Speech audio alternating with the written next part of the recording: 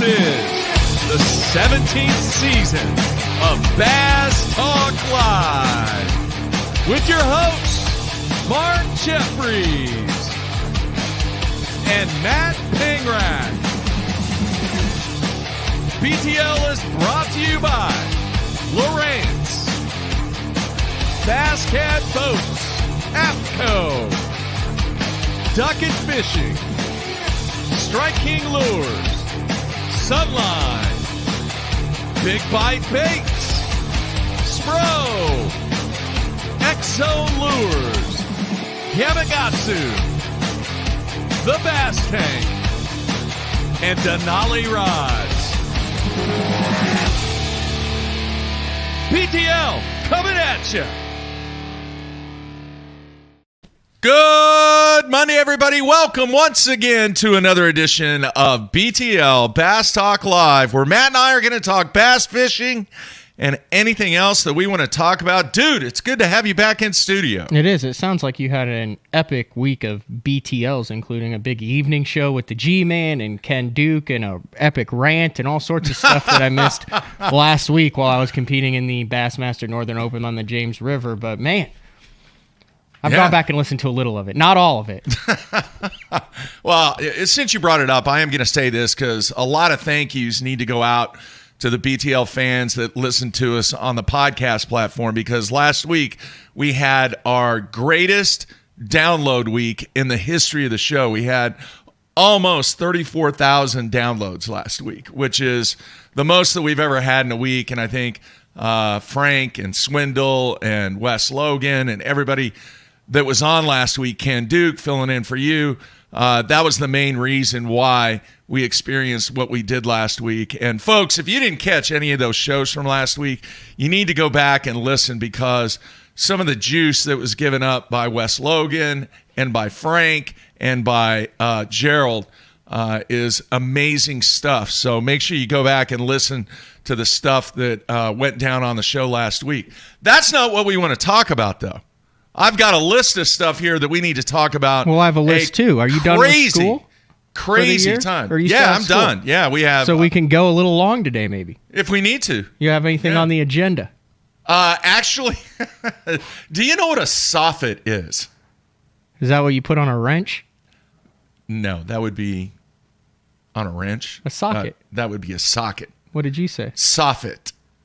Soffit? Yeah. Are those like soles for your shoes? Now, obviously, with you not being a homeowner, the trials and tribulations of what goes on the guttering. Huh? On the guttering. Well, it's underneath. Yeah, it's the hangover. Okay, when I worked at Menards sliding lumber, they put me in the building materials department, and part of my job was to calculate how much guttering and soffit that homeowners would need. Yeah. So yes, I'm very familiar with it. All right, so it's kind of plasticky. Well, it's 1/4-inch plywood is what it is. Maybe even less. It might be 1/8 inch.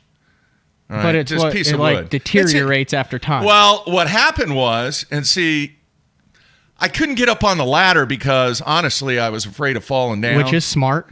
But I had to get up on the ladder because you didn't have to get up on the ladder. I did. No, you didn't have to. I had help. You reached the point where there are certain things that are not on the table or should not be on the table. I had help, and there was a big reason why, because my gutters were all clogged up, and it ruined my soffit. Mm-hmm. And with all the rain that's coming in this week, I would have had major water damage if I wouldn't have cleaned out the gutters. Ooh, 4 minutes before the weather.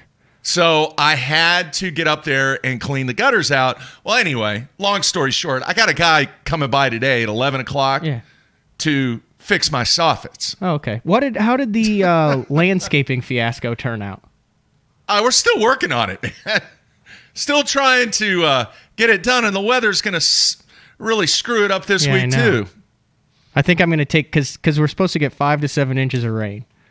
Like every day? In the area every day. So what I'm going to do is I need to get my boat into S&D over there in, Shawnee? Yes. They're a Bass Cat kind of affiliate. Good dudes over there. And get the my first oil change. Since I've decided to run 60 miles every single tournament this entire year, 120 miles round trip is now just now just par for the course, apparently. But I'm going to go get an oil change, get it tuned up, make sure everything's good, because I've towed that thing all over in the first 3 months that I've had it. Yeah. So we'll get into your adventures over the past 3 weeks, a week and a half, whatever. It is. I mean, we covered I can kind of do a recap since I'm off until. Well, I go to Kurt Dove's pro bass camp in about a week and a half down there in Del Rio. What is that, 3 days or 4 days? It's 4 days, but it's apparently interesting in Del Rio with the situation being so close to our neighbors from the south. Well, I see people on Fox and CNN and CNBC and everybody else broadcasting from Del Rio, Texas. Yeah, I might avoid the Rio Grande this time. We might be doing some American offshore fishing with the kids. Yeah. Now, see, Jim, I get it. See this comment right here? Yeah. Okay. See, if the gutters were correctly plugged gutters. He's right, and I didn't put them up when we bought the house, but the way that they designed the drainage off the roof, there's like a double drain off area, and if it clogs up, it goes up into the soffit. And it was kind of a dumb design, whoever put them on there, but I can't do anything about it right now. I'm just trying to duct tape and crazy glue. Right. So I don't have more damage. So, Jim, you're exactly 100% right. So I get it. So that's it, man. The dude's going to be by here at 11 o'clock to hopefully fix my soffit. Yeah. You have a lot of dudes. You have a landscaping dude. You have a gutter dude. That's what happens when you get close to retirement, You have a bug dude. Yeah, but he comes by every... You have a lawn dude. No, I don't. Yeah, it doesn't... Oh, yeah, DeGraffenreid. Yeah, you got a lawn dude. Yeah, I mean, I know he weeds and feeds. He's a local fisherman, and he's a part-time He comes by once a quarter. He still have a lawn dude. What other type of dude? A lawn dude is somebody that mows the yard. No, he's a weed and feed guy. Is a lawn care health dude? Yeah. Okay. You also have. Yeah. You also have what did you have go out? Your air conditioning? Yeah, but it was... You got an air conditioning dude. What other dudes do you have? That's an important connection. He's an angler, too. What other dudes do you have? That are anglers? No, just that take care of your humble abode here. Got Glenn. Glenn is Mr. Fix-It. He's your handyman dude? Handyman dude. Okay, he fishes. And he fishes. Everybody fishes. Everybody that I have an in with, for the most part, they fish. So, all right, we got a lot to talk about fishing-wise. A lot to talk about fishing-wise. Yep. Where do you want to start? Is that where we're going next? Yeah, you go first. All right, so something that really caught my eye was the Toyota series out on the California Delta. Obviously, Ish was in contention there, as he always is, it seems, on the California Delta. Yeah. Some very familiar names there. Also, former U.S. Open, the U.S. Open champ, Nick Salvucci. Yeah. He was in the mix there, too. But did you happen to see who won it? I did not. And I don't know if it's Huntsy or Hunts, Huntze. Would you say that's Hunts? Depends. We're going to go with Hunts today, folks. If anyone knows, these brothers, because brothers won the event. The co-angler and the boater side. Did you know that? I did not know that. But there's also some interesting stats. So Logan Hunts wins on the boater side. 71 boats, by the way, in this tournament. I think Big Bass paid $66. Which is compared because it's on the Delta. It's like a Big Bass is like 20 cents a pound. Anyway, all right. So he wins $24,293, and I think this is a combination of the field size and the payout. But in a weird twist, his brother wins the co-angler side. Okay. And he wins a fully rigged Phoenix. All right. Valued at $33,500. Okay. So Logan's entry fee was $1,700. His brother's entry fee was $550. His brother wins almost $10,000 more on the co-angler side than the boater winner in the Toyota series. How the hell does that happen, Mark? I can't explain that. I have no idea. I'm not ripping on it. I'm just saying I don't know. He's got to pay more in taxes. I guess that's one of the benefits. A third of the entry fee, fully rigged boat. Dude goes out and beats Nick Salvucci and Ish Monroe, $24K. But between them, the two brothers cleared up over $50,000. Yeah. Yeah. You know, you have to pay in California, you have to pay taxes on the spot, state taxes. What do you mean on the spot? In other words, they deduct it out of your winnings automatically. How do they do that if they give you a boat? I don't know. That's a good question. They take off the motor? I don't know, because I remember on the West Coast Swing last time the Elite Series was out there. It's like when you hit a slot for over 1,200 and they take out, you can have them just take out federal taxes. I wouldn't know because I've never done that, so I have no idea. But you have what keeps you from just walking out of the casino? Absolutely nothing. You can, but then you have to pay federal and state. If you report it, it gets reported. Because how does it get reported when they don't even fill out a 1099 on you or whatever? Yeah, you have to fill one out. You get a 1099 when you hit one for 1,200. Because I've done it one time. So the machine doesn't pay out. Oh, no, it locks up. It locks up. And then a light comes, and then dudes come, and they take your freaking ID, and then you say, hey, I'd like to take the federal out. So if you win 1,200, you come back with like 890 or something like that. And then I never tip knew them that. a little, and then they give you a little 1099. And then did not know that. After that, you can report your gambling losses. You know, when I won my 10 grand playing poker, they didn't do that. They gave me 10 grand cash. Now I think that's different in the poker card world? games and poker rooms and stuff. Okay. I don't know. Anyway, so we had more action in the. We got anything else from the Cal Delta? No. Any other stats? No. We had you said you had some pro numbers. circuit event from Jason. Jason Abram won it, and it's really interesting. Did you see how he won that event on Eufaula, which fished really, really, really tough? Yeah, it did. Really oddly off from what we'd seen in the past with Elite Series and BPT events and championship events. But I wouldn't say he won it junk fishing, but have you read what this guy said in his article? I did glance at it. Okay, how many times have you ripped on me for saying, dude, I'm not going to win. I'm just going to freaking get points and kind of do my thing. There's a whole bunch of people, well, why are you there if you don't think you can win? Why would you not be fishing to win? Fair point? Yeah. Yeah. I found this interesting. I got to get to the article now because there's 9 million things going on over here, and I got to scroll through photo galleries and all that stuff. So Jason says, hey, I came here to fish shallow. He did not think the tournament would be won shallow, but he just wanted to fish shallow. Okay. He said, over the last 2 tournaments, I got sidetrapped fishing deep. I came here with the intention of fishing shallow to get a decent check, some solid points, and find my groove. Didn't think he could win it. All right. Turns out he could. He did. So swim jig, undercut bank, stuff like that. The other interesting thing is Jason Abram, he fished for a number of years as a co-angler, and then he fished as a boater on the FLW tour, then took a break, came back in 2016, so 15-16. So since then, he's fished 8 years on the FLW Pro Circuit, MLF Pro Circuit. 2 top 10s, both wins. 2020, one on Martin, 2021 here on Eufaula. So that's good. I thought that was interesting. There were 6 of the BPT anglers that made the top 10. Obviously, you saw David Walker almost pull out the victory in that tournament. But a grinder in mid-May on Eufaula is not what you were expecting, but interesting. Yeah, I want to let everybody know because that reminded me on Wednesday we're going to have Matt Herron on. And the reason I wanted to get Matt Herron on is he's going to give us some insight on what's going on at Guntersville this week with the Elite Series at Lake Guntersville. And I talked to him last night, Matt, and he said, this is going to be a weird event. And I go, what do you mean? He goes, because this time of the year, you're going to have everybody doing everything. That's cool. He said, some of these fish still have not spawned. That's cool.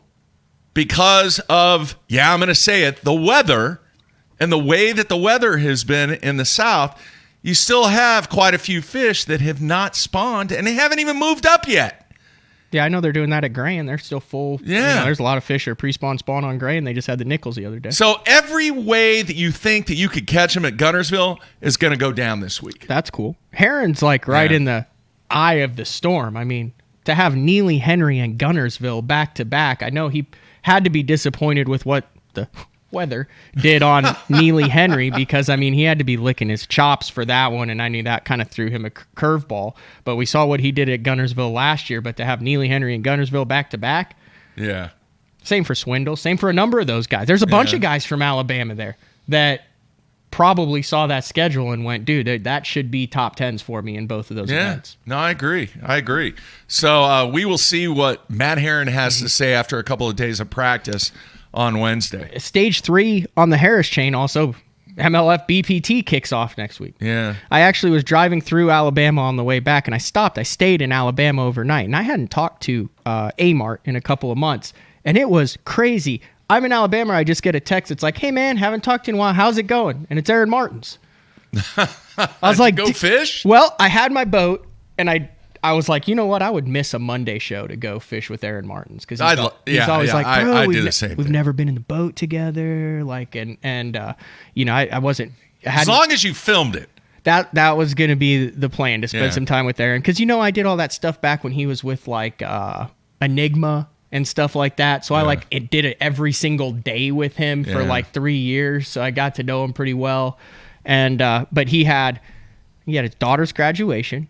And then he was leaving to go to the next stage. But he said he's trucking on, man, but he's still going. I mean, dude, what he's going through is just not good. But good to see him still fishing. Good to see that he'll be fishing the floor. But anyway, stage 3 on the Harris chain there. Bobby Lane leading the Angler of the Year after 2 stages.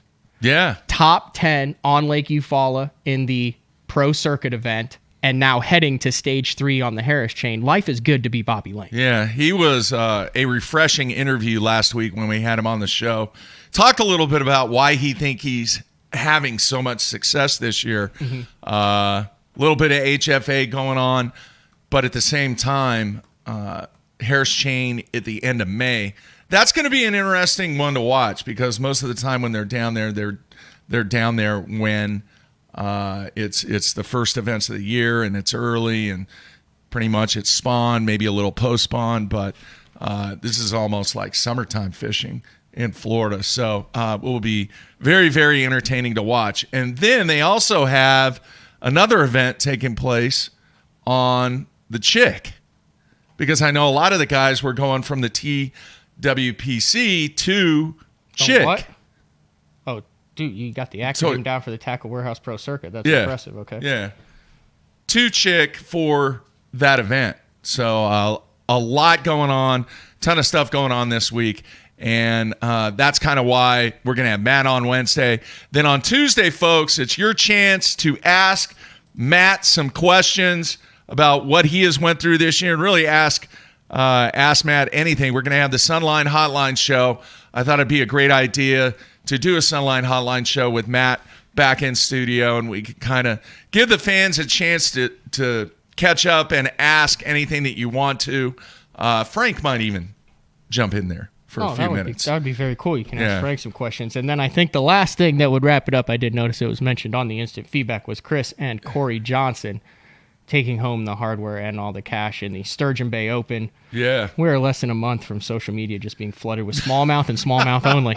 We're getting all this free spod, post-spod, largemouth. But yeah, I think they had like a 7-something on day 1. I'm trying to find what their actual total weight was, but no surprise there. I'm wondering if they are going to fish the Open on Thousand Islands on the St. Lawrence River.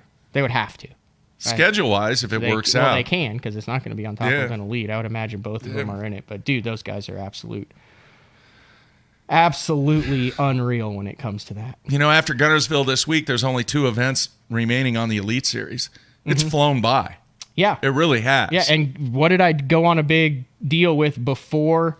Because I haven't been here since before Neely Henry. They were just getting ready to go on that.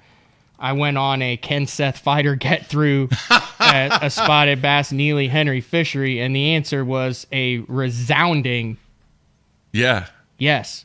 The dude has a very substantial lead, 484 points for Patrick Walters, and Seth Feider has 525. And he's caught him on Guntersville, and then they go up north. Is this thing over, Mark? If I was in Vegas, it would be even money right now. Really? Yeah. I think he would be an even money. So that would be like bet 100 to win 100? Yeah.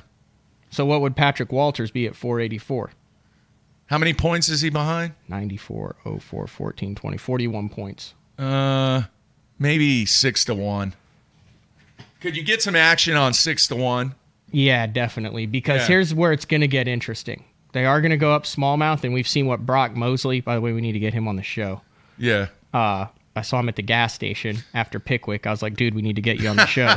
Then he went on Hellabass's live stream, and Hellabass was like, how come haven't been on BTL? He's like, I don't know. And I was like, I told him like 3 days ago we need to get him on BTL. Yeah. So we'll get Brock on. But we've seen what he's done up north. He's like a surprise guru with smallmouth. You know Polinick's going to catch him. He's in 4th. Chris Johnson is in 6th. And you know he's going to catch him there. Which brings me to another interesting point. The guys who either turned down or came back. And I want to get your opinion on why you think this is. Okay. Are they just better anglers? Do they have something to prove? Are they fishing differently? Are they more, you know what I mean? Yeah. So, Seth Feider, I'm not leaving. Remember that post? Yeah. Oh, yeah. About getting invited to the BPT. Guys winning Angler of the Year now. Brandon Polinick, man, I came home. I had to. Won the 2 last year. Just won an Open. He's 4th in the Angler of the Year. Jason Christie, I've got unfinished business. He's 5th in the Angler of the Year. Greg Hackney, Man 5 Fish just suits my style better. Yeah. He's 8th in the Angler of the Year. And Gerald Swindle, coming off of a really good tournament in the last one, he's 20th in the Angler of the Year. Then skip over to the Opens after 4 events, basically halfway through the year. Jacob Porosnik, who did not get an exemption, did not qualify last year, is kicking everybody's butt in the Open overall. He's got a huge lead. Yeah, unfortunately. Yeah. Well, he's got Usually. that Masazuki Masuabi, the guy who won on Sam Rayburn. Yeah. He's only a couple points behind him. Really? I thought it was No, I thought it was like more 4 than or that. 5 points behind. Huh, Look, okay. I'll click on it right here. And the top Masuyaki Masushita is only 2 points behind Porosnik, and then Tommy Walters is okay. like 20 points behind that, and then there's a pretty substantial jump down to Denny Fiedler Okay. in 4th.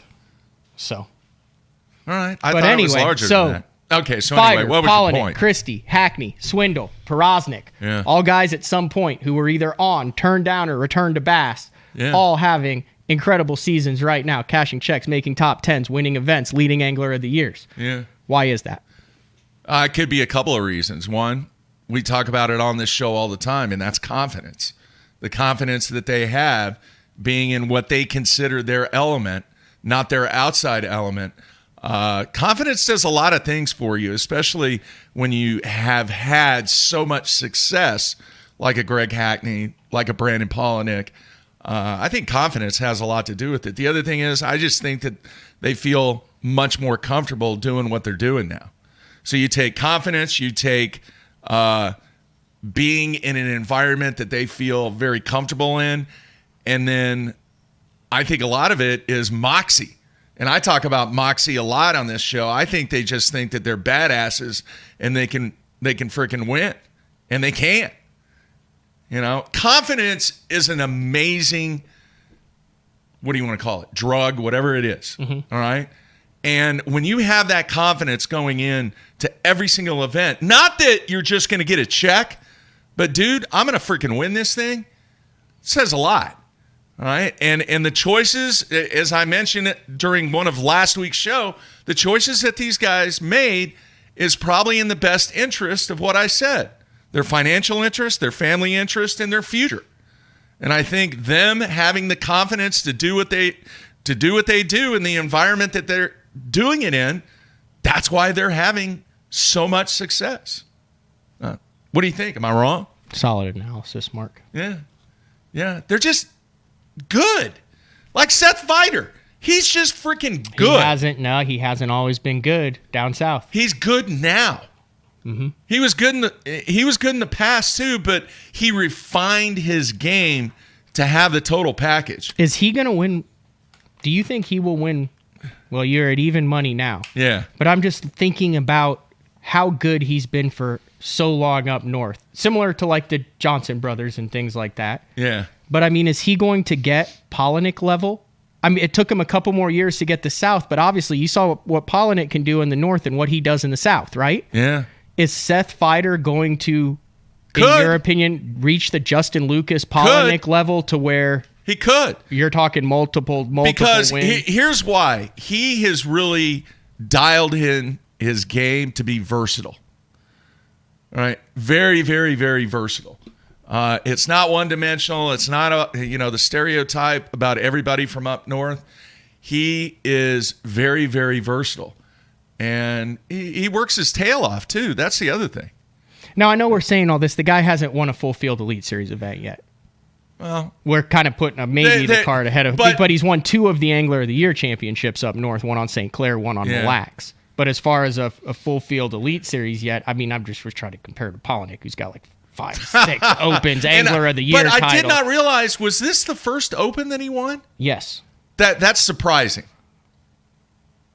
Surprising. Yeah, well, you have to remember, the guy didn't have to go through the Opens because he won the Bass Nation Championship. Yeah. So it wasn't like he had 4 or 5 years to go through the Opens and fish all of them. Yeah. And then when he started on it wasn't like his sponsorship was great to where he could just run around willy-nilly and frickin' fish whatever he wanted to. Yeah. So like he was 23 and started on the Elite Series. No, that's a good point. So then by the time, he became, quote, Brandon Polinick, there really isn't a carrot to go fish the Opens. Let me add this about Fighter, and I asked this question quite a bit on this show about guys from the South and guys from the North.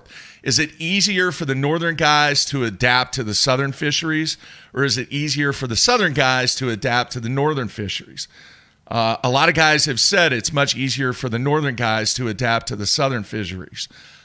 In this case, with Seth, once again, that's why his game has become even more versatile than what it is. I think it's in the long run. Wait, which way did you say it? It's tougher for the Northern guys to come south or tougher for the Southern guys to go north? No, it's some guys, they've said both. Okay. All right. I have not given my opinion. Because I have opinion an opinion. on that. I would like you to give yours too. Well, I think it's easier for the Southern guys to learn how to catch the smallmouth because the smallmouth are just in bunches and masses, and the smallmouth fisheries that they go to are just loaded up. You still have to figure them out, but I think it's more difficult for the Northern guys to get dialed in on the characteristics of the largemouth on certain bodies of water that they go to. You can't just take history for the most part. You still have to apply more adjustments to the largemouth and the Southern fisheries than you do adjustments on the Northern fisheries. I think I'm conflicted on this because you disagree now or agree with that I've statement? fished up north, I fished south. I'm going to go a lot. But you haven't exclusively fished for smallmouth yet. No, I haven't. But I've been up there a lot. And we've seen guys, obviously we've been on the water. Here's what I think. I think it is easier for a Southern guy to win a Northern event because you can get lucky and land on a frickin' wad, and it's literally, do you land them? Right. But consistency over time and things, that's why you see the Johnsons and the same exact guys. You can basically pick a top 10 up north, which to me says it's harder for a Southern guy to go up north. Because why are those guys consistently in the top if it's not more difficult? You see a smattering of guys. Plus, if you're up north, take Minnesota, take New York, Michigan, very underrated largemouth fishery. Why do we see so many guys from up north really excel in Florida? We saw a guy from Minnesota come down and blow the Open out on the Harris chain. We see what all grass. Exactly. It fishes a lot the same. Then you throw the Mississippi River in there with current, and you have the current and the grass and a lot of things that play down south that we don't give those guys credit for up north. What do they do a lot? They swim a jig. Yeah. That translates well to the TVA once you figure out currents and stuff like that. So there are, I think the Ozark Lakes, like Grand, Table Rock, Bull Shoals, all those, and then some of the TVA lakes that set up kind of weird are difficult for the Northern guys, but there's a lot of stuff that we don't give credit for up in the North. I mean, look where some of the best guys that have ever come out of the sport are. You're talking Michigan, you're talking New Jersey. Right now, you've got a bunch of guys in Minnesota, you're talking Idaho, you're talking guys that are catching them all over from the country that learned their craft up north. Yeah. And then they applied what they learned and got dialed in the South. Right. And there aren't many Bubba dudes that learned in the South that became smallmouth gurus. I'm just saying, can you name one? Actually, I can. No, he was not a smallmouth guru. But there was a dude that won a blue trophy that was from the South. Yeah, KVD. I got to put KVD in there. Well, what about Chad the Iceman Griffin? That was one of those, but he's from Alaska. If you want to get technical, he is from Alaska. But yes, he was grew up in Texas. He was a Texas guy, but also it's not like Chad went up north and dominated. He got on a freaking... He won. He got on a pop-ar bite on a patch of grass. Hang on a second. That refers back to what I said earlier. It's easier to win one up north from the south. It's harder to be consistent up north from the south. You know, Jim on the instant feedback said, well, it's not just smallmouth. I get it. I agree with that. Name a dude down south who's a largemouth dude who became a smallmouth dude. That's what I'm saying. You can name smallmouth dudes who became largemouth dudes, but name a largemouth dude who became a smallmouth dude. I don't know, folks. Help us out. Does Brock Mosley count? Look what he's done up there. I mean... St. Clair, Thousand Islands. Keith Combs. Somebody said Keith Combs on the instant feedback. Keith Combs can slay smallmouth, but Keith Combs does it like he's on Rayburn. Swim jig, big jig, and a crankbait. I think the point that we're both making is that it is fortuitiveness from somebody from the south that can go up north and find a wad of smallies and make that play out and win an event just like what Chad Griffin did. All right. But it's still tough for the northern guys to go south. I agree. It's and both figure tough. figure out specific bodies of water. In one sentence, to sum up this segment, Mark, it is tough to drive all around the country. Oh, and Bernie catch, Schultz. Yeah. That's 100%. Bernie Schultz is probably the best bet. The guy Canterbury struggles in Florida and blasts them up north. Go figure that one out. Yeah. But it is difficult to catch them all around the country is basically what we're trying to say in 15 minutes. Yeah. That's a great topic. Great points that you make on that. I will say this. With Seth Fighter, and you look back at some of the previous Angler of the Year races, based upon what's remaining, you would think that this thing is an even money bet. Yeah. And if you bet 100, you're going to win 100. Living Missouri Outdoors, Mark Daniels Jr., California. Wheeler. That doesn't count. Jacob Wheeler, Indiana. That's real close to up north, too. Yeah. Yeah, that's a good point. So it will be very, very fun to watch and see what Seth Fighter does the remaining 3 events. I think if he does well at Guntersville, that may go to 1-2 instead of even money. Well, it would have to. Yeah. And see what he does. And he's worked his tail off. He's really, really fine-tuned his game, and a very, very, very talented angler in Seth Fighter. So it will be fun to watch and see how that plays out. All right, now, I mentioned a name from the past, Chad Griffin. And I knew with everything going on that it was going to be kind of tough to get guests this week and next week. So I've been working on some stuff, Matt, that is a blast from the past. And some of the young people that we have out there listening may not know these people, but I am really close to getting 3 people booked over the next couple of weeks to come on that we're going to reflect. Okay. All right. First one, he's already booked for next Tuesday. That would be Derek Remitz. Sweet. All right. It's been a while since we've talked to Derek. He's another guy, speaking of Minnesota, that just drove down and camped out at Grand Lake and fished everything he could for a long time. And then finally, Hallman goes up to him and go, man, what's the deal with you? Yeah, I remember he told this story. Yeah. He's a sod farmer. Yeah. From Minnesota. Yeah. And just, had a great start at the beginning of the Elite Series. When was that? 11, 12 years ago. And is now a guide on Lake Guntersville. He had... No, that was longer than that. That would have been 2007. Yeah. That was almost 15 years ago. Yeah, long time ago. Anyway, lives in Alabama now, has a guide service, and had a really, really bad accident a couple of years ago. And he told me when I was setting this up that he is finally starting to get back close to 100%. So really excited to get Derek on and talk about some of the stuff and get his take. The other cool thing is with the event taking place at Guntersville and him guiding on Guntersville, we'll get his take on what developed over the Elite Series week and just get a different perspective from somebody that is very, very familiar with the lake. I mentioned Chad Griffin. All right. Chad's going to come on the show here in the next 2 or 3 weeks. Okay.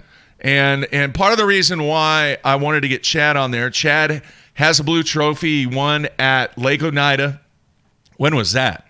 10 years ago? 11 years ago? 2009? Yeah. Was that 12 years ago? 2011? Something like that. I don't know. Anyway, 2010? still lives in Texas. Was actually guiding a little bit on Lake Fork. Was kind of in and out. And Chad's been through a lot. Everybody out there thinks a lot of times when you win that everything is going to be good. And the stuff that Chad went through after he won, he's finally going to talk about it. And I don't think anybody out there has ever interviewed Chad Griffin probably in the last 10 years. No, I just remember his last year on the Elite Series, he trailered with 3 wheels to the last 3 events. That's no joke. That's it. No spare, nothing. He had 2 on one side, 1 on the other, and an axle. Yeah.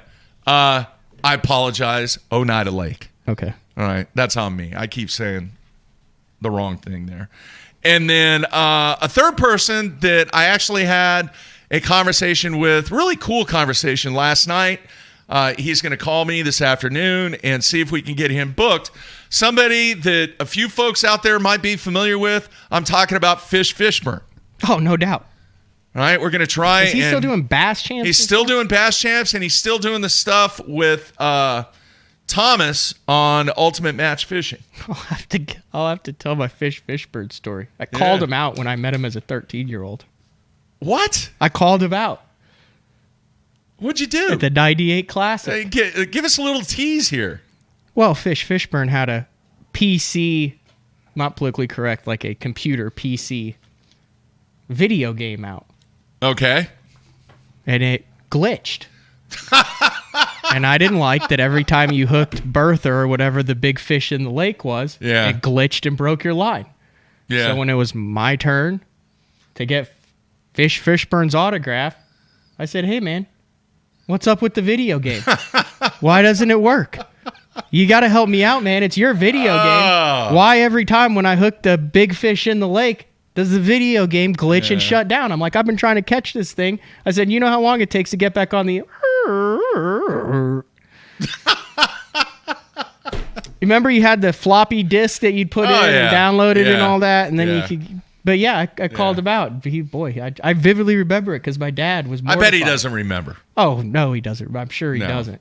But No. I do. Many, many years ago. He didn't help me. He didn't even offer to fix it for me. He's just like, man, keep trying. I have a lot of fish stories, but I remember the one thing that sticks in my mind is he came out with this. I don't know what it was. It was like a talk show, but it wasn't a talk show, but it was kind of a spoof. It was kind of what? Clay says that game was preparing your mental game for the future. Maybe so.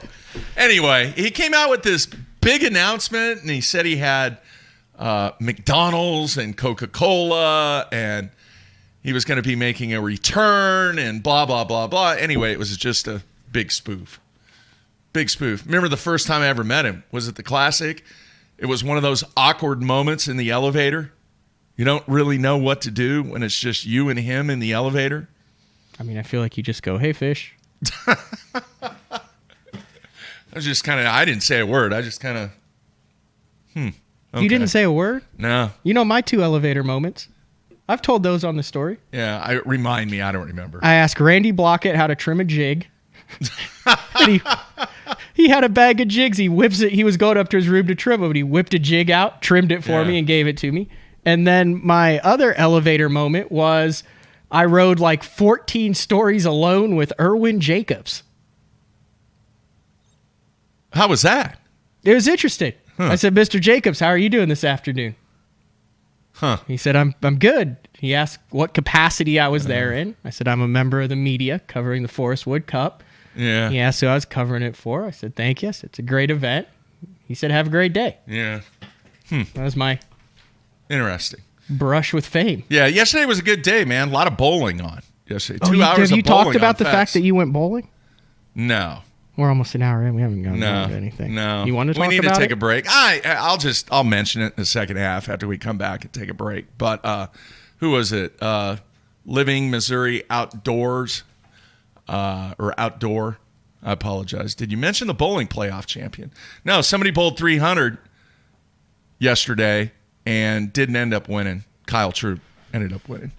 The number 1 ranked guy. Dude, he surpassed think it was $400,000 for the season so far in earnings. It's a record. Nobody's ever won more than $400,000 on the PBA Tour. So, past the greatest one of them all, Walter Ray Williams, and they kind of made a big deal out of it. All right, one more thing, and then we're going to take a break, come back, and pick up where we left off. All right, I'm going to put this up on the screen now, if I can figure out. No, that's not right. There we go. Let me get rid of this. All right, this is that down. Yeah, well, I will. Okay, this is an actual email that I got, and you have all your email on the screen right now. Yeah. Is there anything there you don't want? Yeah, I mean, to everyone to see. No, it's fine. Okay. Yeah, it's no big deal. No, see there, look at that.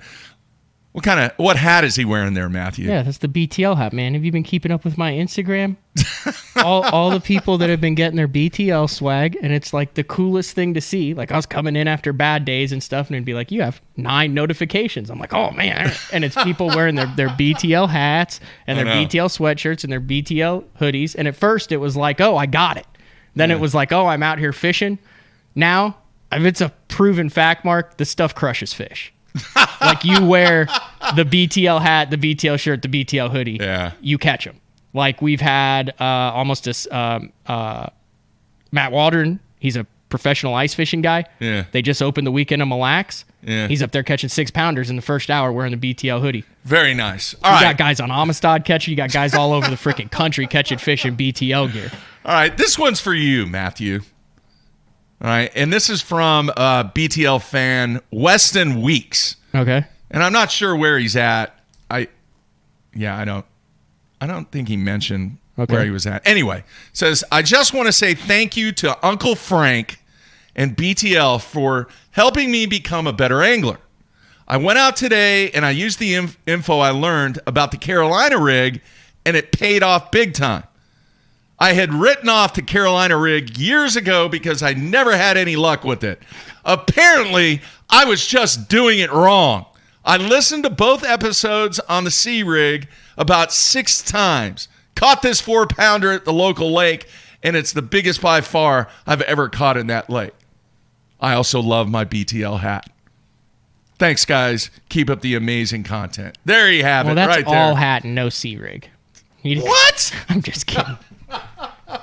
So how cool is that, man? Yeah, that's really cool. And I have to tell you, Matt, when you were gone, the response from the C-Rig show epic has been unbelievable. It was a 2-parter. Yeah. Hey, guys, unbelievable. Like I said, thank you very much for all of the feedback on the apparel.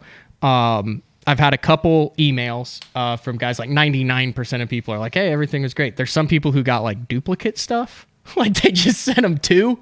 They're like, I don't know what to do with the extra stuff. And then a couple guys who got wrong sizes. I'll be dealing with that after the show. Just a couple little minor things. I'll talk with the distribution group and get that handled. But also, I think we might be planning. So we got a lot of, I got one that made me really sad. It's like, dude, my kid was crushed. Oh!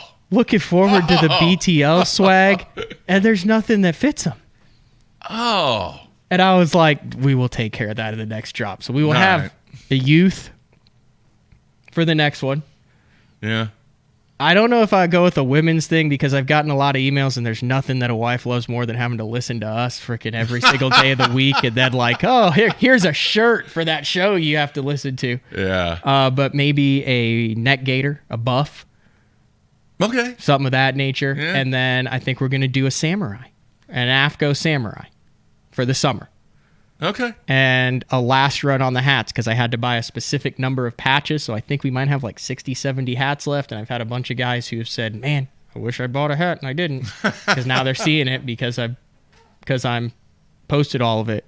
So we might get rid of the hats until they're gone and do that. And that'll just run. It'll just be live during Classic Week. That's it.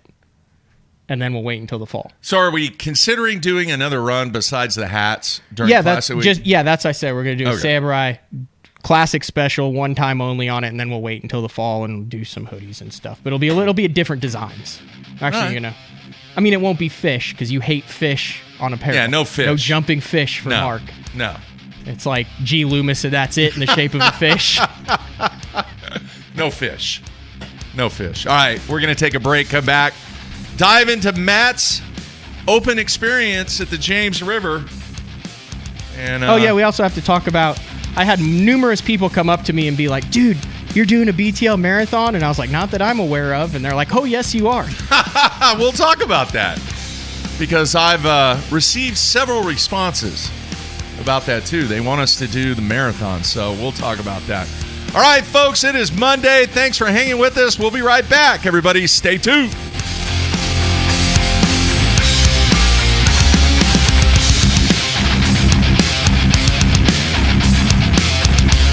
Ultimate fishing system starts with Lowrance HDS Live. The best fish finding tools, from chirp sonar and fish reveal to active imaging and new active target live sonar, and complete touchscreen control from your trolling motor to your big motor. For a limited time, building the ultimate fishing system will be easier on your wallet. Upgrade to HDS Live with a Ghost trolling motor, active target sonar, or live site sonar, and save up to $800. Basscat's legendary 20-foot platform has been paired with angler-approved accessories for 2021. Puma FTD features the proven hull used by many of the top names in bass fishing today, backed by a transferable lifetime warranty. The Puma FTD boasts a full team deck concept which enhances efficiency for you and your tournament partners. Turnkey tournament-winning performance. The Puma FTD SP from Basscat.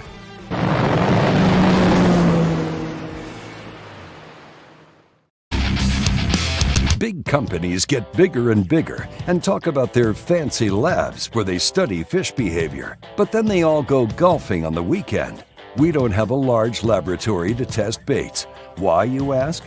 We don't need a big laboratory because our pros fish, our employees fish, our salespeople fish, our suppliers fish, our mold builders fish, our owners fish, and our kids fish. This is our laboratory. Our R&D comes from time on the water, learning how to make fish bite. All that time on the water brings us thousands of hours of testing new products and improving current ones for all species. All of us on the Pro Tournament Trail use Gamakatsu hooks. Why? Because they are absolutely the best. It's not about how many bites you get. It's how many you put in the boat. Gamakatsu makes hooks for every fishing style. We didn't come this far to lose fish. Did you? For more information, visit gamakatsu.com.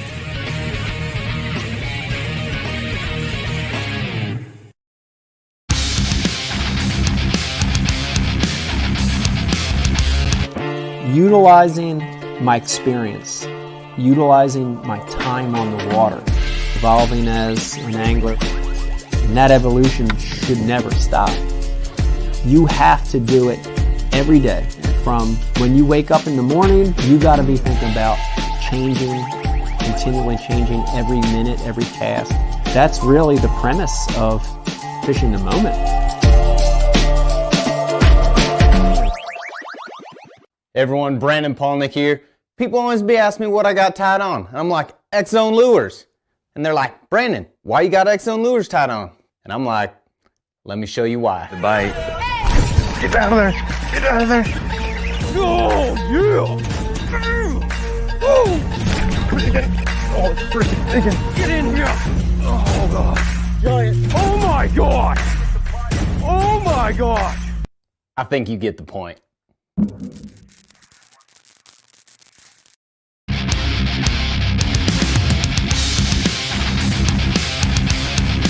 All right, we are back on a Monday, kicking off the week with Matthew back in studio.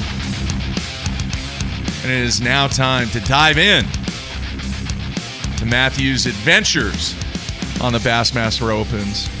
This time, the James River version of the adventures. So jump on in there, Matthew. What do you have to say? I missed a check by 6 ounces. Oh, geez, that sucks. Oh, really? I was unaware of that.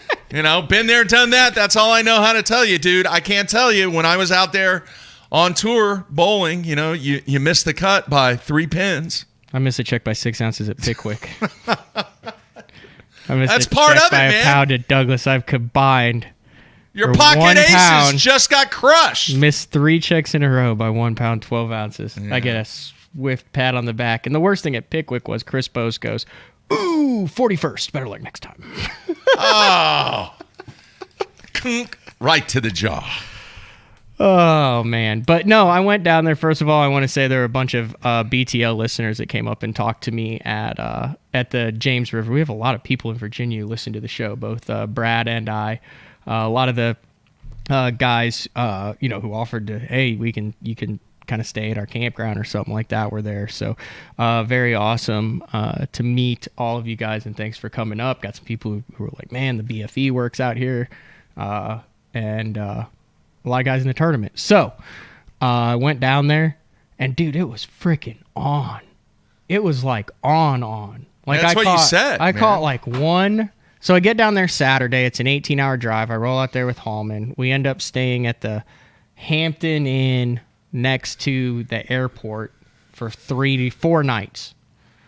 And it's me, Andrew Upshaw, and Brad Hallman in a double queen bed for 4 nights. And then we transitioned to a trailer by the river that did not have electricity or running water.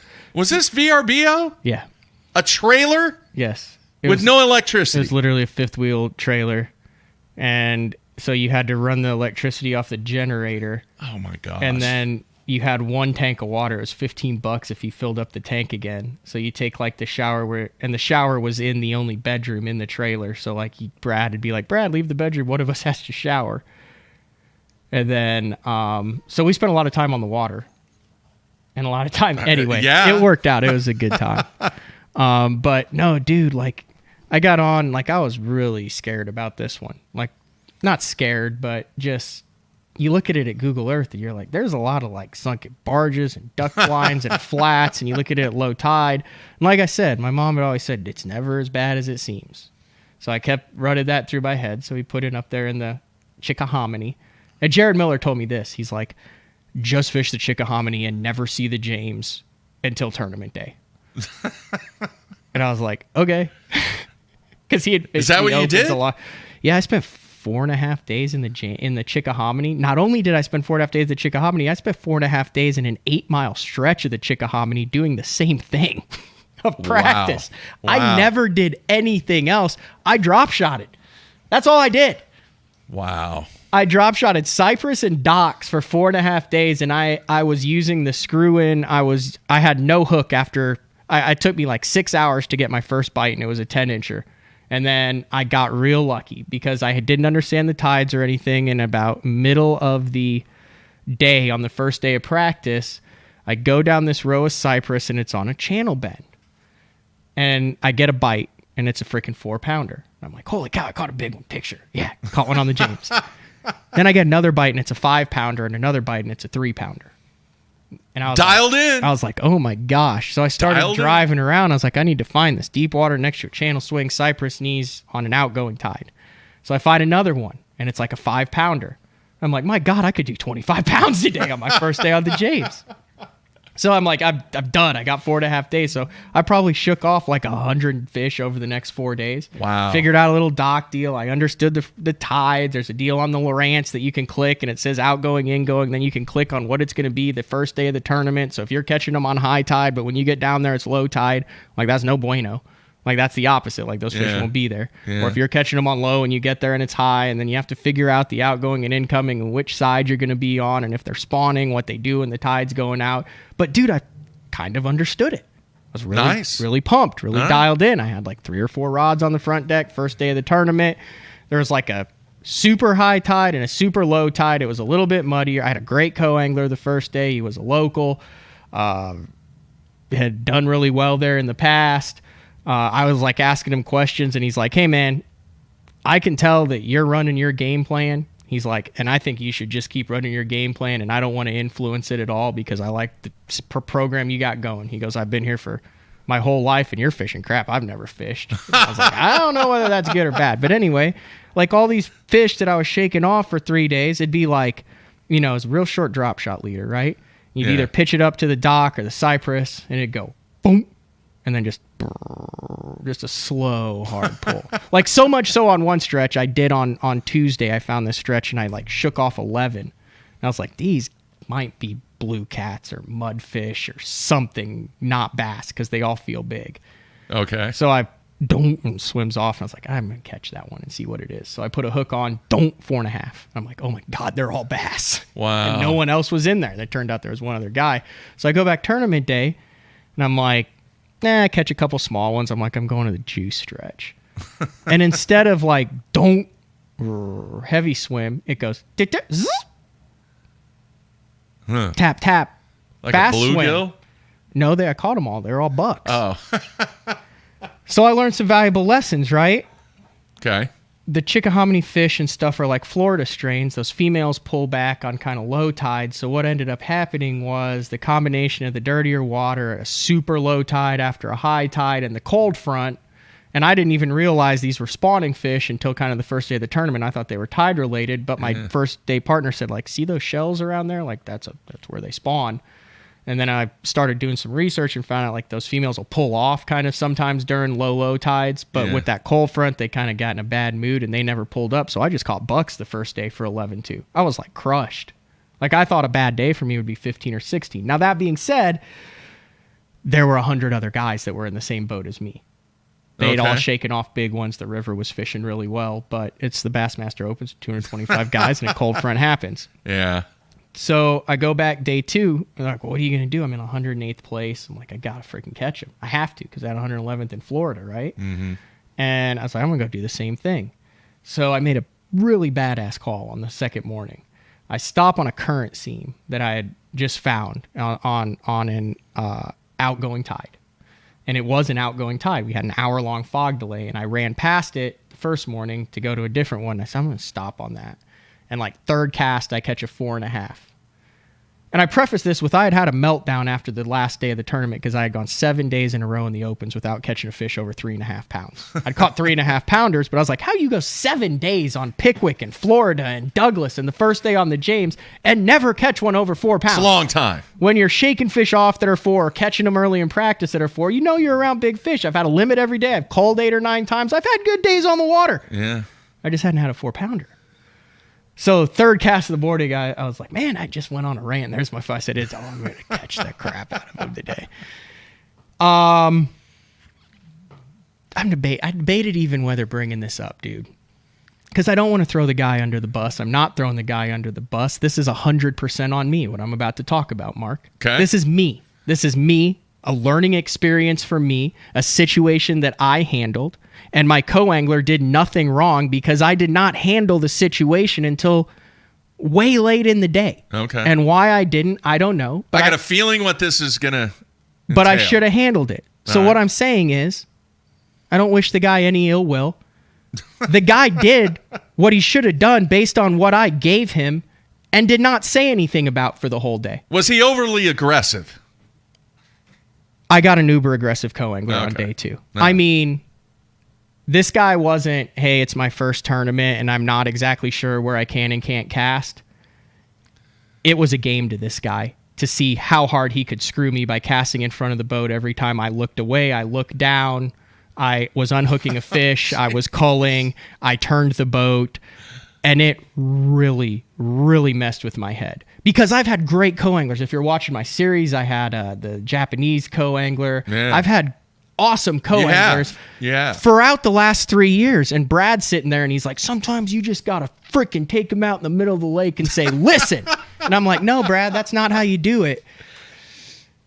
And he said there's a difference between a guy who doesn't know any better or it might not cross his mind. Right. He said, and you realize that and you go, hey, man, I'm sorry, I didn't even realize it. And a guy who's there to catch your fish and take every advantage that he can and be uber aggressive and cast in front of the boat when he knows he's not supposed to, when he knows that he's fishing a spot that you want to fish, and when he's casting on bedfish, when you catch the male and he's casting on top of it, and as soon as you miss one, he's in there and he's changing to your exact same lure. Now, I tried to deal with this for the first 4 hours without saying anything. Like, hey, calm down, chill, it's all good. And he was very friendly. He was very nice. I don't know whether he really was or whether it was like, look at this schmuck. I'm molding him like putty. I'm telling him what a nice guy he is, and then I'm freaking... But it pushed me, and it pushed me, and it pushed me, and it pushed me, and it pushed me to where I was sitting in between two docks, and this is no excuse whatsoever. Like I said, I did not say anything to this guy for the first 4 hours? For the first half of the day. Wow. Because I was trying to focus on me, right? I didn't want to turn it into a deal. So like there'd be like 2 docks with a cypress tree in between the docks. Okay. So they're all with a pit. So I would pull into the dock in between the 2 docks. So this guy has the back corners, the whole back of these other docks to fish. It's a flat, right? And I wanted to fish the left side of the dock, which was just a little bit off to my right, the cypress tree in front of the dock, and then the end corner of the dock on the right. You follow? Okay. Well, I get 2 pitches into the left side of the dock, and this guy's rainbowed over my shoulder to the cypress already and fished the right side of the dock. Ooh. So now I'm like dead nuts trying to move to keep him, and instead of going through, because I know these fish are spawning now on day 2 based on what happened on day 1 and I caught males, I'm like getting 1 pitch to the left, 1 pitch to the cypress, and 1 pitch to the right. And then when I pitch to the center, he pitches to the left. If I pitch to the right, he pitches to the center. And it just got me so freaking screwed up. And then I'm power pole down, and I catch a smaller one. And I was fishing a cypress tree out in front, but I had the dock to the right and the dock to the left. And I'd fish the left, and I'm fishing the cypress tree in front, and he casts in front of the boat to the right and catches a 5'11". Oh, jeez. And then he did it again with a 4-pounder. And then I had caught a couple bucks, and I finally snapped, and I said, dude, let me cast in there after I catch one. You know they're spawning. Like, just give me some freaking room. You've got 11 pounds, dude. You've got 11 pounds. Just chill out. 3 fish, 11 pounds. Yeah. And he's like, we're a team. And I was like, no, we're not a team. And like I take him out in the middle of the lake and power pull down, and he'd be like rainbow casting back to the dock because I couldn't retie because that was his. It was just, and like I said, I should have handled it way differently, and he did nothing wrong because he took what I let him have. Right, Mark? Yeah. I can't hold it against the guy. Yeah. He was really nice. Let me ask you this. All right. You said that you've learned from this entire situation going forward. Yes. What have you learned? I learned that there's a time to be assertive, and there's a time to be extremely patient and understanding. Well, let me ask you this. Do you think that if you would have had, or maybe you said you didn't talk to him until 4 hours through, do you think if you would have communicated and had a conversation with him and lay down the ground rules before a cast was ever made, that the situation would have been better? Or was this guy just... No, he was a very nice guy. He was a super nice dude. He was very appreciative at the end. So he did paid you for have gas. He finished second overall. But here's what should have happened. Okay. You didn't have that conversation. No. Okay. That's where I'm saying this was a learning experience for me. Okay. Because I don't like confrontation. I don't like being awkward. I don't like that. I shy away from that. If I get a wrong order, I don't like going in and saying, hey, I got a wrong order. I just eat whatever the hell they give me. Because that gives me anxiety. That's just me, is who I am as a human. If I had to call someone that I didn't know, there's a lot of things that give me anxiety. I know. So to have a confrontation with a guy, and not even a confrontation, but to have a conversation with a guy about something that I didn't like he was doing, gave me anxiety. And I hadn't run into it before. Here's what I should have done. First cast goes in front of the boat to something I wanted to fish. Don't really say anything. Next one goes in front. Say, hey, dude, this is what I'm fishing. This is what's going on. This is what I'd like to fish. I can't tell you where you can or can't cast, but I'd really appreciate it if you give me my space and let me slow down. And once we both have good limits, I'll open some more stuff up. You got a lot of stuff to fish around here. We fished this stream stretch yesterday. My co-angler had almost 7 pounds, never once cast even or in front of the boat, stayed behind, fished something a little different, and he's in the top 20. That's what I should have done. Then the next time he did it, I should have taken him out in the middle of the lake and said, we got 2 options. And so we're going to sit here, but this is not how it's going to go the rest of the day. This is what I got on the line. I laid it out. Can't tell you where you can or can't cast, but I do not want to see a line in front of this half of the boat. I do not need to be pushed. I've got my entire life on this. I'm fishing for points. You're a local who's from here. You drive home 20 minutes. You paid $500. You're here to learn, have an experience, and there's plenty of water for you to fish. But give me my space, please. and been very firm about it and said something every time there was a cast that I didn't like. Not telling him that he could or couldn't, but I should have been more assertive. Does that make sense, Mark? That makes sense. Not being mean to the guy, but once I realized that he was there to get his and not there to learn and not there to be part of it, that's where it should have changed. And like I said, he probably is going to listen to this. 100% is going to listen to this. Did he know who Matt Pangrak was? No, I enjoyed the day talking with the guy. He was a nice guy. I don't hold anything against this co-angler because I did not make it clear. I did not lay down ground rules in the boat. I was not assertive as I should have been. Yeah. He was like, dude, I can do this, and he doesn't say anything and all this. Yeah. Yeah. But was he there to get his and he knew what was up? And absolutely. And I would have 100% handled it. Did he know that it even bothered me? Probably not until I freaked out. And like I said, I didn't curse at him or anything. Is that on film? I don't know, because day 2, the film, I ended up running it on 5-minute loop, and I was really flustered, and then I didn't realize it. And it was for catching 14-1 on day 2 and moving up 70 spots to 43rd. Yeah.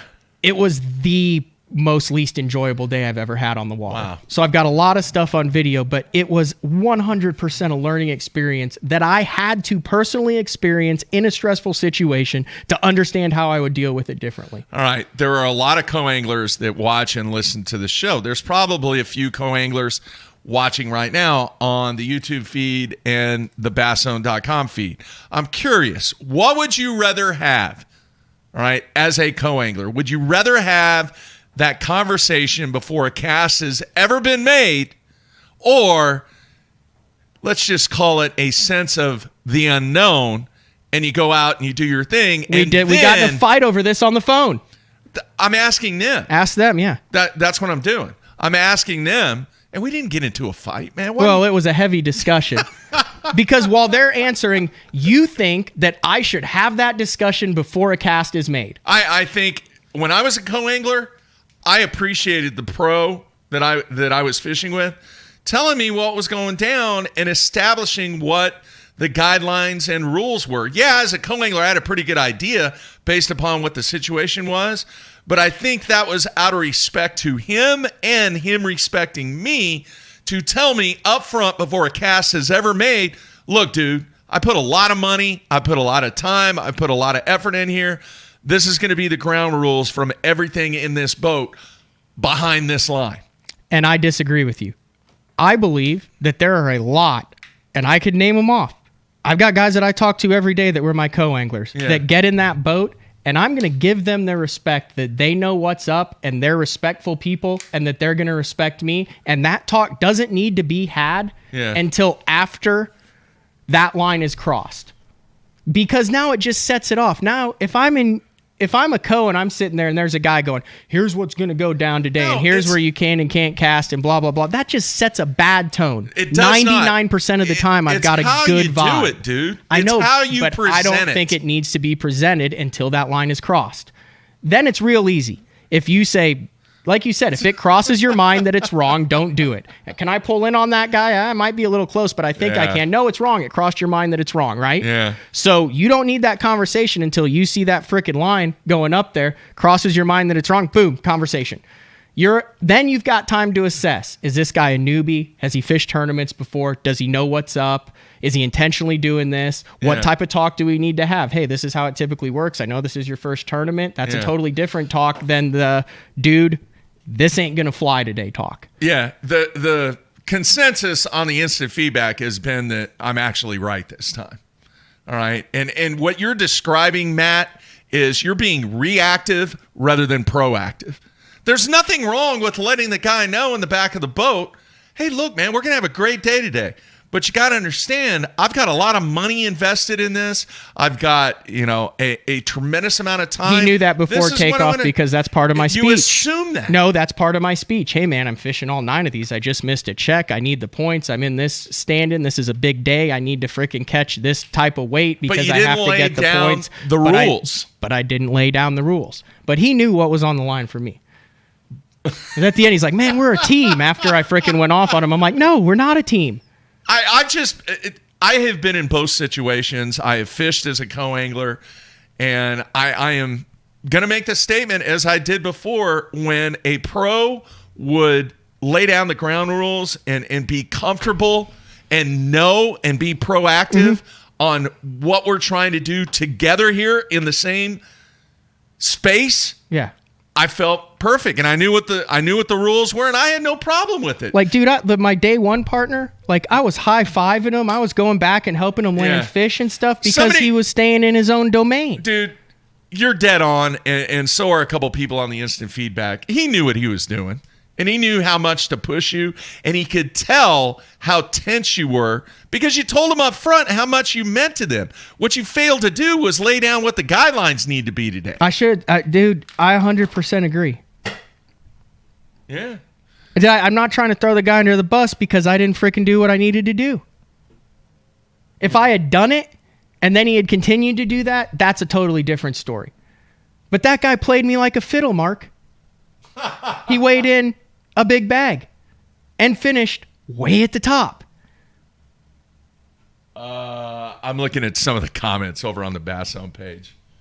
I mean, have I said anything controversial or that I shouldn't have said or that I didn't do? No, I think what he did was wrong. All right? Because, once again, it is a respect factor out of the time, the money, and the effort that is being spent from the front guy on the boat. I get it. He's put in time and he's spending money too and all that and everything. But there is more on the line with the guy in front of the boat than the guy in the back of the boat. My whole life's on the line with that. Dude, I get it. I understand. Yeah. Somebody said... But I'm nipping it in the bud next time. Tommy Biffle would have handled it different. Dude... But here's the thing. You can't handle it differently until you go through it. And I fished at that level and had co-anglers for the past 6 years. And yeah, I've had some bad co-anglers. And I've had, I had a guy at Table Rock Lake in 2015 that when he gets back to the ramp, his girlfriend's there. And she's like, how didn't you not catch any? And he goes, I got a guy who didn't know what the hell he was doing. We fished new water and I got screwed with this guy. And I'm going to try to get a refund because he wasn't around fish all day. And I looked at him and I go, I'm driving the boat right next to you, dude. And he gets out of the freaking boat, grabs his stuff and leaves, doesn't give me any money or help me put it on the trailer. Yeah. Here, that's just a bad co-angler. I'm going to throw this comment up here from Billy Burton. Matt, I respect your opinion, but as a mature co-angler, I think you should learn from this and not take this chance anymore. Reevaluate your opening speech. Mm-hmm. And that's from a co-angler. And I know a lot of co-anglers have responded to this discussion. But look what Steven said. As a boater myself, it is hard to sit down with a guy. Hang on. I can't see that. Hang on. It is hard to sit down with a guy and have a conversation like that before you take off and spend the day together. I think all co-anglers should know the deal before getting in. I agree. My day one co-angler was a local there. He'd been there for 37 years. He was a co-owner of a business. The guy was freaking great. That guy didn't deserve that speech. He never cast in front of me. He cast behind the boat. He sat down when we got to some spaces, and I'm like, dude, you can cull that little one. What are you doing? And he's like, man, I don't want to get in your way. And I'm like, stand up and fish. Yeah. And he's like, well, if you insist. And then he wouldn't even cast near this stuff. That guy didn't deserve that speech. He didn't need that speech. That speech doesn't need to be given until it needs to be given, Mark. I got to throw this up because Michael is right. Sounds like Frank's coast story from last week. You haven't heard that one yet, but yeah, there is some definitely some characteristics of both stories that are the same. This would I go eat dinner with him right now? Absolutely. Yeah. Got along great with him. Yeah. I get it, dude. I'm just a believer. I think I would have caught that 5'11" and the other three? I have no idea. I have no idea. Maybe. But my bait would have been in that vicinity. Maybe I wouldn't have. Maybe I would have. Would I have maybe caught some other fish that I was pressed on? Yeah. Maybe I would have. Maybe I wouldn't have. But I would have liked the opportunity to slow down and fish at my pace without being impacted by what was going on in the back of the boat. Yeah. In fact, the number of times that I was a co-angler, and this is going back a ways, I'm trying to recall one time where the guy in the front of the boat did not have that conversation with me before a cast was ever made. Yeah, he was fishing the same baits after I put 3 in the boat. Oh, he was? And then he started throwing the same. Yeah. It's a bad deal, man. Bad deal. And it's unfortunate because this is what you want to do, and it could cost you a lot of stuff on down the road. That's why, in my opinion, I just think those conversations are a must when you're putting so much on the line. I agree. Matt. If you want to achieve your goals, you're going to have to put yourself in more uncomfortable situations. Yeah. Without being a dick or being mean or doing anything like that. Like I said, I would venture to say over the last 2 years, you could call up any co-angler I've had, and there's been a few that'll probably say, yeah, he might use a little bit too colorful language or is a little bit too wound up sometimes. But I believe all of them, you could ask him about anything, and I think I treated him with respect and gave him plenty of water to fish with, so much so that sometimes I'll turn to him and say, listen, dude, I know you're getting screwed. Yeah. I know you have nothing to fish. I really appreciate that you're giving me this, and this is not what I'm going to do all day, but I have to be up against this bank here paralleling it in order to get a bite. Yeah. And once I get a limit, I promise towards the end of the day, I got some stuff where you're going to have a fair chat. Yeah. Like I say that stuff. You're dead on, dude. The dude knew what he was doing. 100%. 100%. So I feel bad, but the good news is, man, you rallied that second day. Yeah, it was a great comeback. And you put yourself, you put yourself in a position to where you still have. I'm going to get a hate message from that co. No. What do you have? 6 left or 5 left? 5. Still put yourself in a position. What are you in the overall 15th? Overall, I'm 15th, but there are a lot of guys who didn't catch him, so I moved up within striking distance of the top 3. I'm still alive in the Northerns. I'm still alive in the Centrals. So halfway through the year, 3 of the 4. Like I told you, I said, listen, there's a battle and a war here. I said, and I've lost the last couple battles, which is cashing a check. Mm-hmm. But the fact that I finished 48 and 43rd and in the top 65 at Douglas, I said, I'm winning the battles. Do I need some top 20s? Yeah. Or I'm losing the battles. Yes. The battle is to cash the check. You want to win the war. But I'm winning the war right now. Does that make sense? Yeah, it does. It does. Was that a rant by me? It was a little bit, yeah. We got 2 rants in a week? In 2 weeks. It's pretty good, though. I think the vast majority of people agree. Just learn from it. Move on. Now you know. I said I'm not trying to throw anybody under the bus. It's something that happens in a tournament situation, just like I would talk about if I had hooked a 10-pounder and just fell apart and lost it. It would be that discussion on what I learned from that situation. This is just another situation that is born from the circumstances of being a tournament fisherman that everybody's had to deal with. It's uncomfortable to talk about sometimes. So just like I'm learning how to break down a tidal river fishery, you have to deal with co-anglers. You have to learn how to cash checks and catch fish and travel and have your boat ready and change a freaking spare prop and all that. This is just another piece of the element, and you can't leave it out and not talk about it just because it can be uncomfortable. That's the last thing I'm saying, Mark. I hope there's video. I hope the camera like was I said, rolling. there might be. I was so befuddled, didn't even know it was on 5-minute looping. And like I go to click it and it stops. I don't know what I got from day 2. I haven't even looked at it. I threw the GoPro in the boat, but first Pickwick will be out soon. All right. You caught 14, dude. It was a good comeback. All right, we're going to take a break, come back, and wrap up Monday. Everybody stay tuned. We'll be right back. Pro-inspired, pro-designed, tested and proven by legends on the water, dominating the tournament trail for over 50 years.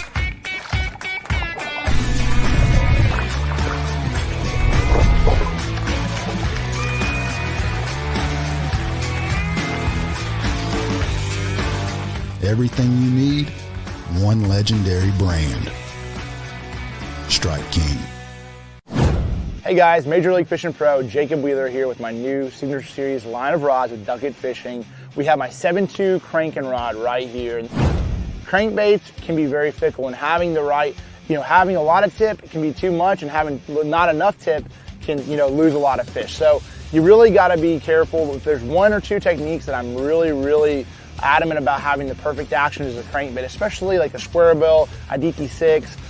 Those medium running crankbaits in the springtime when those fish's mouth are pretty tough. That's when I'm really on top of having my actions just perfect.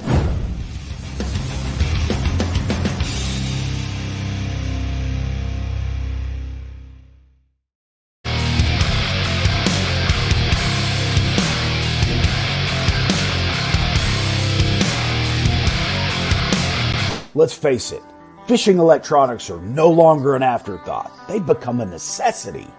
And at the Bass Tank, our experts match you with the right electronics, provide professional installation, and educate you to help maximize your catching results while providing support along the way. Because let's be honest, it's about catching, not just fishing. And when you're ready for better results, join the Bass Tank team. Visit us today on Facebook or go to thebasstank.com.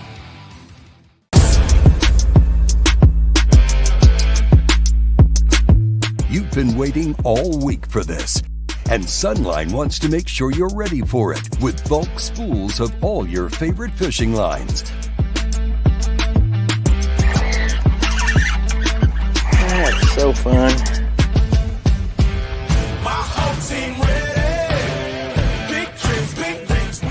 Bulk up with Sunline.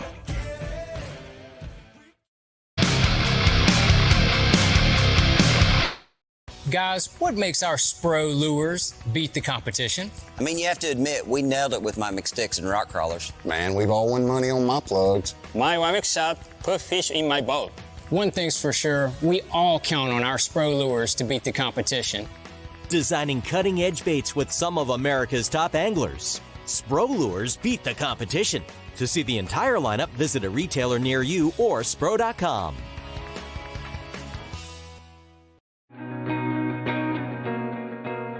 The Ned rig. What rod should I be using with the Ned rig? My favorite is the Denali Lithium multi-spin rod. It's our 7'4" length, great Ned rig rod. It's got a great sensitive tip on it.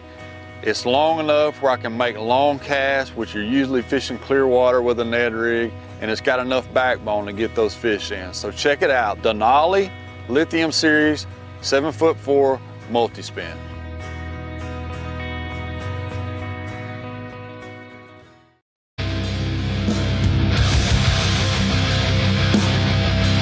All right, we are back on a Monday. Matt back in studio. Wrapping things up. Tomorrow, folks, one of the cool shows that I love doing, the Sunline Hotline show tomorrow. The phone line will be open. For angry co-anglers. To call in and tell me what a jerk I am. No, I'd like to hear. I wasn't trying to make that sound like I was whining. I'm afraid that came off like a whining crybaby deal. That is not my intent. My intent was, just like I said, it was a learning experience for me. Dude, you still had 14 pounds. No, 100%. I had a great day. I had a comeback. I would have liked to have had 15 or 16 or 17 or 18 or 19 or 20 or 21 because the possibilities were there for those bags. Yeah. So any co-anglers that want to call in tomorrow, feel free on the Sunline Hotline I got show. a couple. I got one area code. If there's a call for that, we probably should not accept that one. You can see it show up on the screen right there. So just tell me. Just look at the screen when we're taking calls. And then Wednesday, we'll dive into what's going on at Lake Guntersville with Matt Herron. And Thursday, day 4 with Frank Scalish. So another jam-packed week. Glad you're back. You're back for a month, aren't you? No, I'm back for like 2 weeks, and then I go to Kurt. Oh, that's right. If you want to see, and I have not been in the boat with him, so maybe he only shows the good edited version, but Sam Sobey, who we had on the show before, yeah, he runs a GoPro for his as a co-angler, and he just fished on Pickwick. And I was intently watching his casting angles and how he talked to his pros and stuff, because I was like, that's got to be kind of awkward if you're running a GoPro 100% of the time and you're with a guy who's in the front of the boat, right? Do you want to show that stuff? Does that guy want to show it? But the way he handled it, how he caught his fish, the things he said and stuff, based on the video, yeah, that guy does it right. Like 100%. I haven't watched it. Right. So if you want to see how it's supposed to be done right, go watch Sam Sobey's videos from Pickwick. The dude, in all of his times when he sets the hook, guess what's in the shot? Power poles and an engine.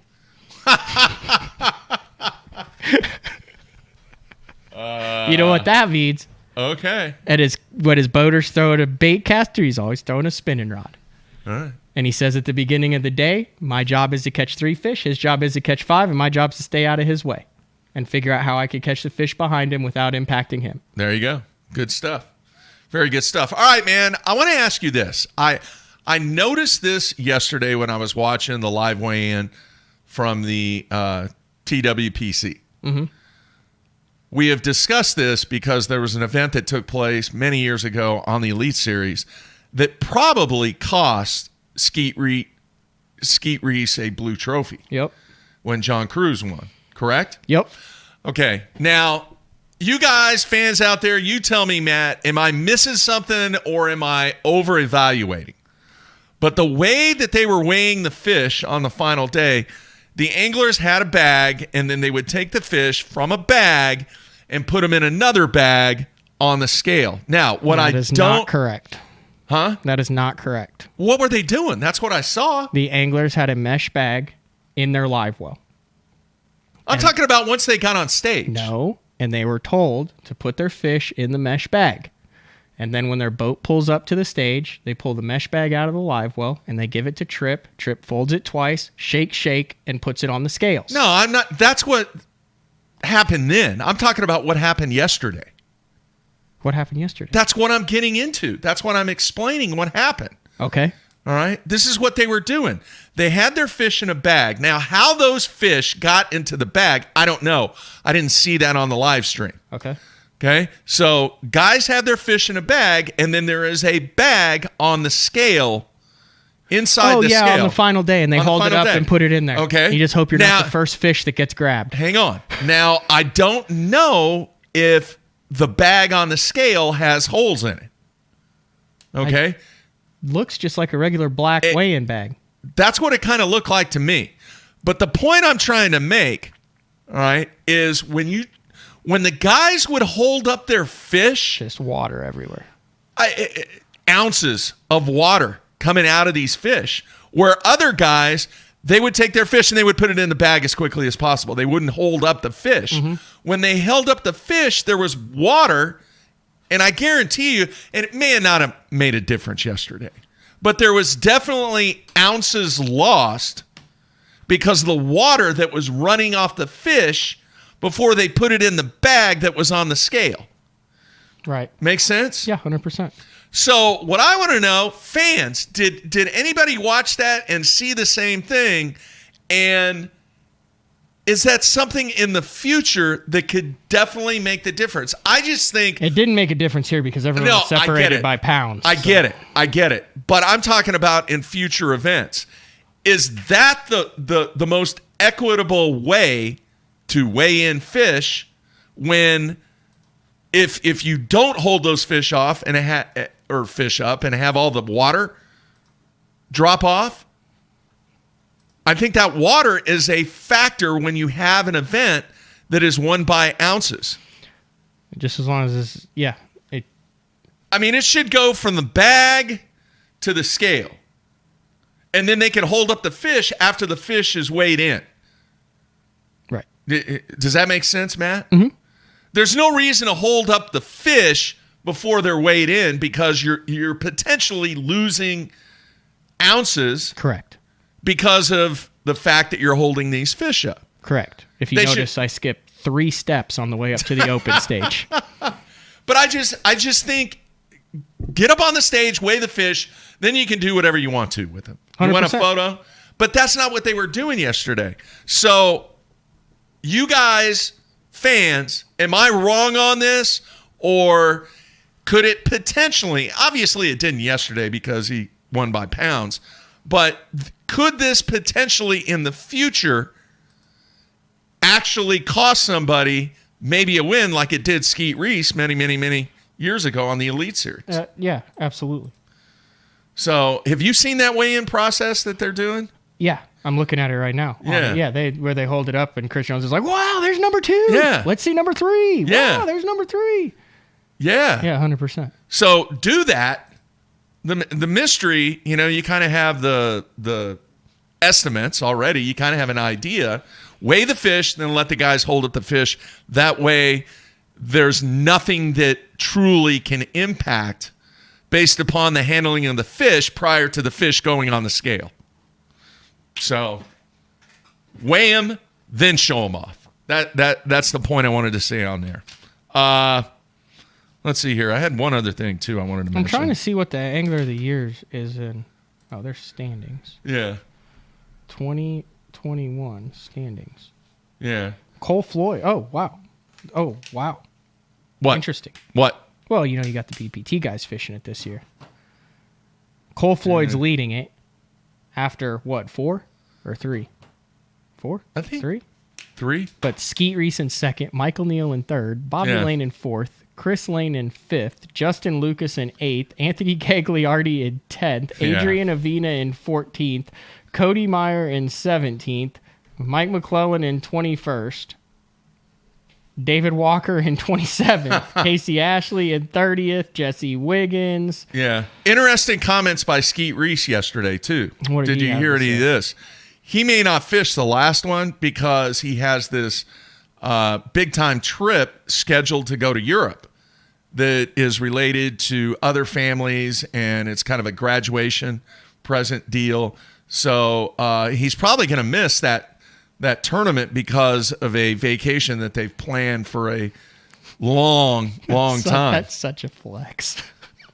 That's such a what? It's called a flex. What's that?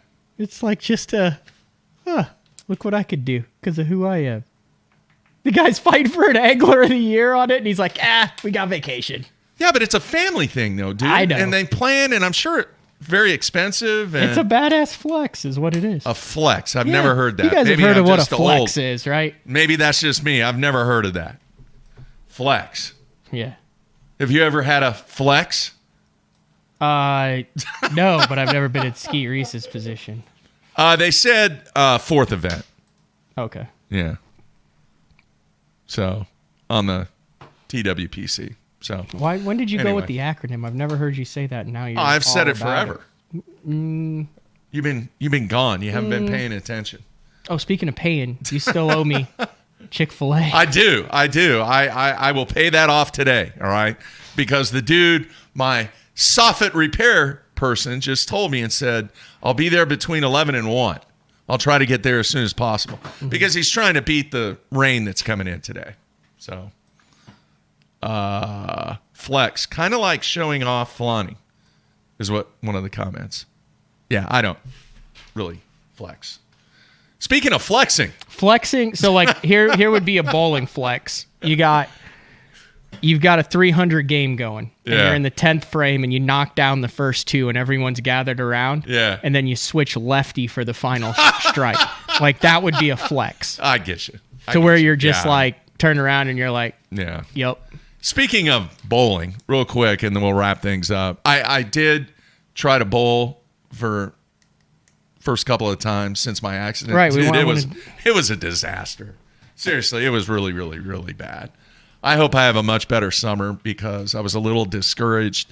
But it is, it is what it is, and hopefully I will see a return of the physicality of the game that's required to be at the level that I want to be at. And yeah, man, it was a disaster. I bowled 130. That's what I bowl. Yeah. One game. I bowled 4 games. But that's 100% understandable, dude. I know. It'll take you how long will it take you to get back to where you were? Man, will you ever get back to where you were? I don't know.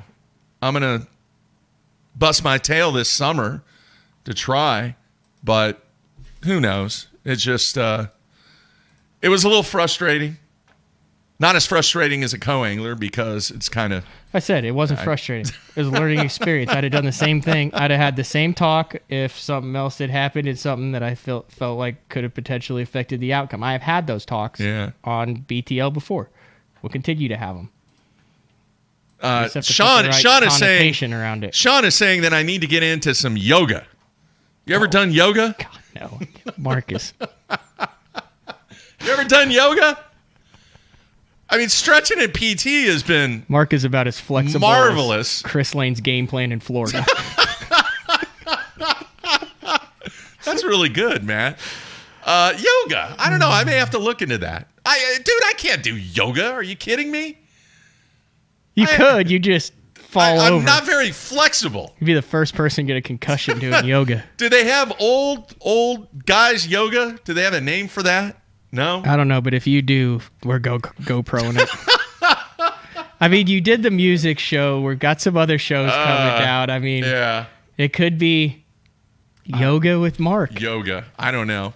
I may have to look into that. I'll ask my PT guy I don't know if AFCO makes yoga pants. I'm not wearing yoga pants. What are you, nuts? Are you kidding me? This is a dead serious question. Dead serious question. There are a lot of things that you could cover the lower half of your torso with. You choose track pants, khakis, and cargo shorts.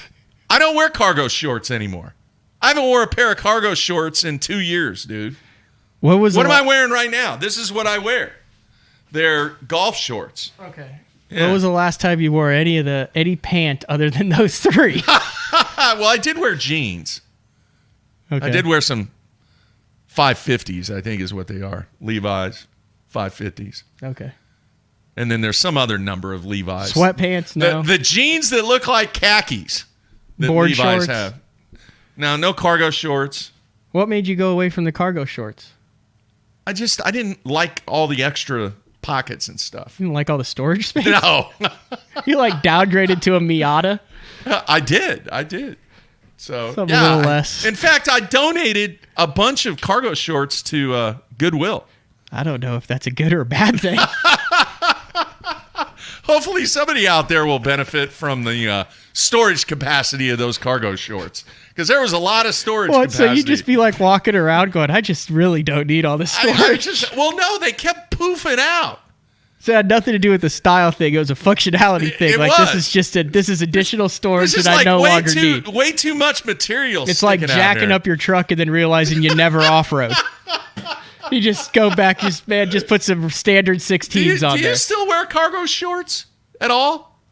No. No, I just don't wear them. No, I wear the AFCO board shorts. I wear three. So 3 of the 4 AFCOs I'm golden with. Yeah. They make one that is just about a quarter of an inch uncomfortable for me. Too short.